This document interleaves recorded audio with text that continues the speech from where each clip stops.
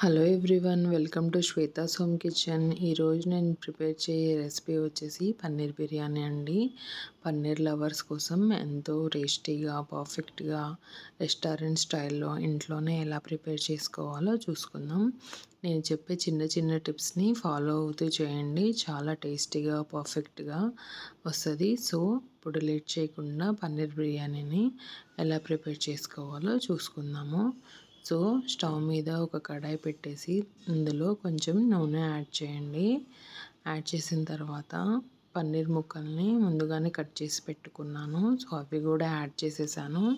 ఈ పన్నీర్ ముక్కల్ని కలుపుతూ ఉండండి. సో ఒకదానికి ఒకటి అనుకోకుండా ముక్కలు చాలా మంచిగా ఫ్రై అవుతాయి. వీటిని గోల్డెన్ బ్రౌన్ కలర్ వచ్చేదాకా ఫ్రై చేసుకోండి. సో ఇలా కలుపుతూ ఒక 5 to 10 మినిట్స్ దాకా ముక్కలన్నిటిని మంచిగా ఫ్రై చేసుకోండి. సో ఇలా ఫ్రై చేసుకున్న ముక్కల్ని ఒక ప్లేట్లోకి తీసేసుకుందాము.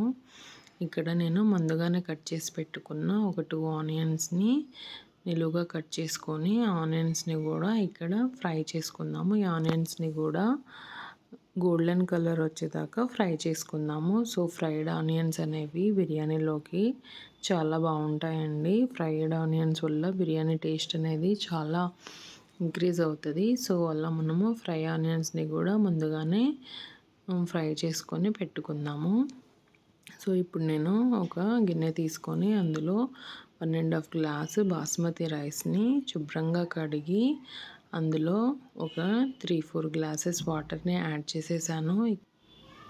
ఇక్కడ నేను బిర్యానీ మసాలాలు తీసుకుంటున్నాను. యాలకులు, బిర్యానీ ఆకు, జాపత్రి, అనాస పువ్వు, చెక్క, లవంగాలు, ఇలాచి, జీరా అన్నీ యాడ్ చేసేస్తున్నాను.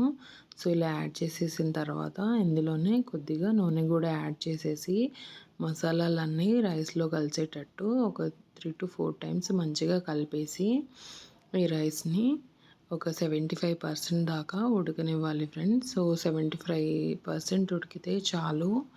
బిర్యానీలో మిగతా 25% ఉడికిస్తుంది. సో ఇప్పుడు మనం బిర్యానీ ప్రిపేర్ చేసుకునే విధానం చూద్దాము.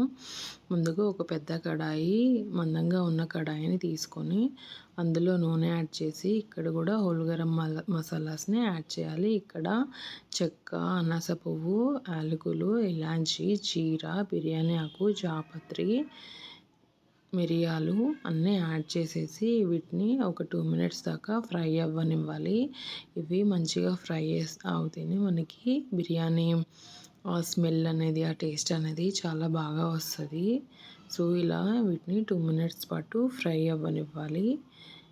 ఇలా ఫ్రై అవుతున్న హోల్ గరం మసాలాస్లో నేను ఇప్పుడు ఒక 4-5 జీడిపప్పుల్ని యాడ్ చేసేస్తున్నాను. సో ఇక్కడ నేను ముందుగానే కట్ చేసి పెట్టుకున్న ఆనియన్స్ ముక్కలు ఇంకా పచ్చిమిర్చి ముక్కల్ని కూడా యాడ్ చేసేస్తున్నానండి.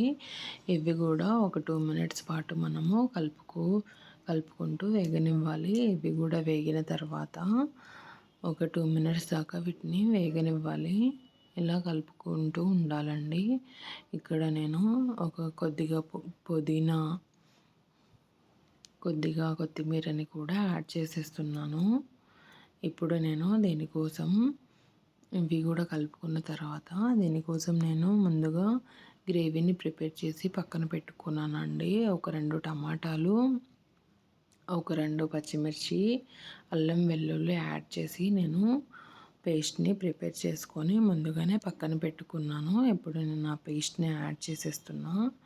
ఈ పేస్ట్లో నేను అల్లం వెల్లిపాయ, ఇంకా 2 టమాటాలు, ఇంకా 2 పచ్చిమిర్చి అన్నిటినీ మిక్స్ చేసుకున్నాను. అవి యాడ్ చేసిన తర్వాత పెరుగు కూడా 1/2 కప్ పెరుగు నేను ఇక్కడ యాడ్ చేసేస్తున్నాను. ఇప్పుడు వీటిని ఒక 2 మినిట్స్ దాకా మగ్గేటట్టు లో ఫ్లేమ్లోనే మగ్గించుకోవాలి. సో ఇలా మగ్గుతున్నప్పుడు మనం ఇక్కడ స్పైసెస్ని యాడ్ చేసుకుందాము.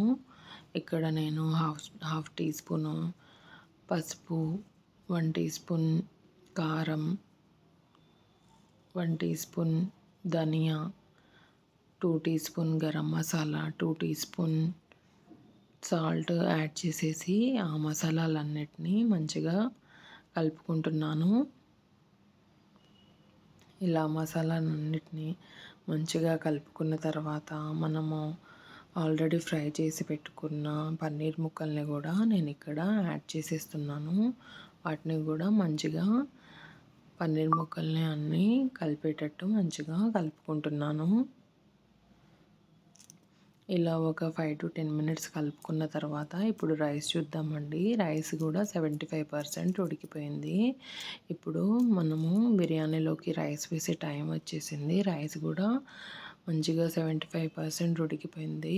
ఇలా మసాలా పైన పన్నీర్ మసాలా పైన మనము రైస్ యాడ్ చేసి ముందుగా ఫ్రై చేసి పెట్టుకున్న ఫ్రైడ్ ఆనియన్స్ని యాడ్ చేసేద్దాము.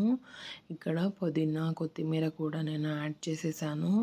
ఇప్పుడు లాస్ట్లో ఇక్కడ నేను కొంచెం గీని కూడా యాడ్ చేస్తున్నాను. ఒక 3 టేబుల్ స్పూన్స్ గీని యాడ్ చేసి మూత పెట్టేసి ఒక 20 మినిట్స్ తర్వాత ఆ దమ్ అంతా పట్టేదాకా చూస్తున్నా అండి. లాస్ట్లో బిర్యానీ అనేది పర్ఫెక్ట్గా టేస్టీగా రెడీ అయిపోయింది.